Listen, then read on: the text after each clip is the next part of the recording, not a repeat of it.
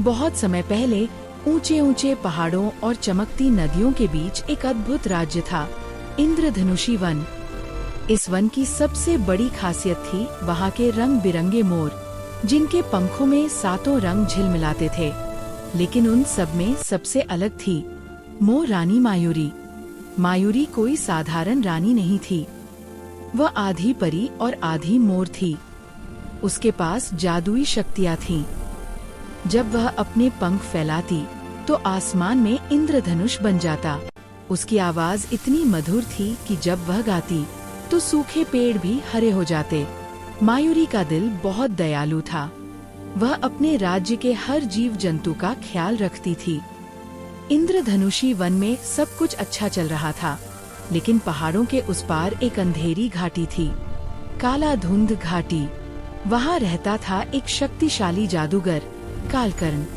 कालकर्ण को मायूरी की शक्ति से जलन थी। वह चाहता था कि सारे रंग खत्म हो जाए और दुनिया सिर्फ अंधेरे में डूब जाए।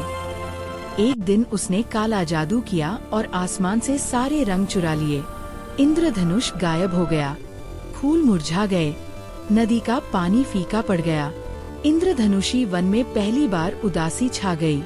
जब मायूरी को ये पता चला तो उसने अपने महल की ऊंची मीनार पर खड़े होकर कहा, जब तक मेरे पंखों में एक भी रंग बाकी है, मैं अपने राज्य को अंधेरे में नहीं डूबने दूंगी। उसने अपने सबसे भरोसेमंद मित्रों को बुलाया, चतुर तोता चित्रांग, बहादुर हिरन आरव और बुद्धिमान कछुआ धीमान। तीनों ने मिलकर निर्णय लिया कि वे काला धुंध घाटी जाएंगे और रंग वापस लाएंगे।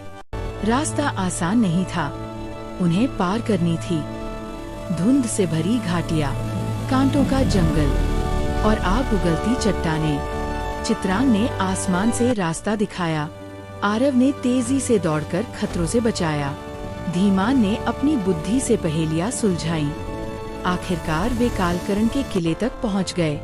किला पूरी तरह अंधेरे से घिरा था। अंदर एक विशाल काला दर्पण था, जिसमें सारे रंग कैद थे।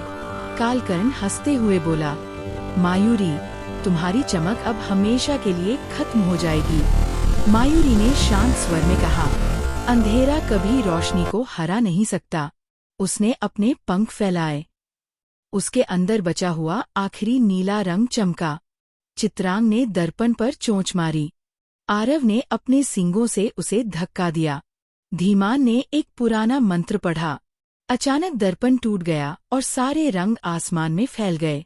कालकर्ण की शक्ति खत्म हो गई। उसका काला जादू धुएं की तरह उड़ गया।